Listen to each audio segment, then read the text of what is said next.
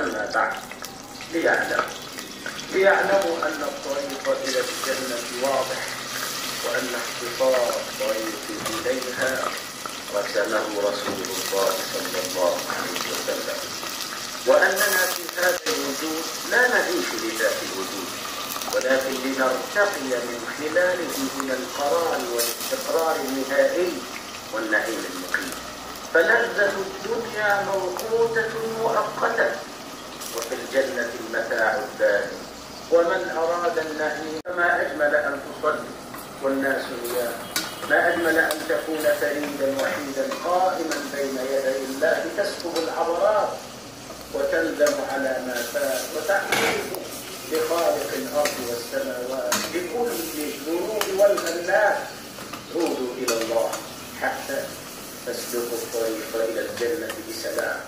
العظمة تتجلى على لسان سيدنا القعقاع حين توق القلوب وجذبها لتعمل للقاء المحبوب صلى الله عليه وسلم، ترغيبا في المجاهدة من أجل الوصول إليه في الجنة.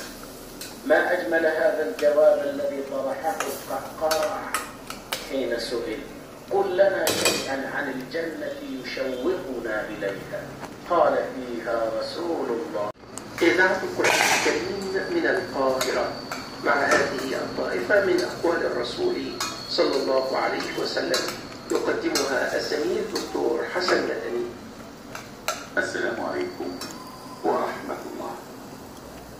فيما رواه الإمام ابن ماجه رضي الله عنه في سننه عن الأعرج عن أبي هريرة رضي الله عنه: وأنتم لم تزالوا في صلاة ما انتظرتم الصلاة ولولا الضعيف والسقيم أحببت أن أؤخر هذه الصلاة شطر الليل.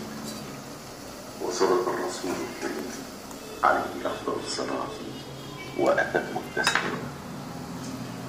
اللهم صل على سيدنا محمد وعلى آله وصحبه وسلم. اللهم صل على سيدنا محمد وعلى آله وصحبه وسلم. اللهم صل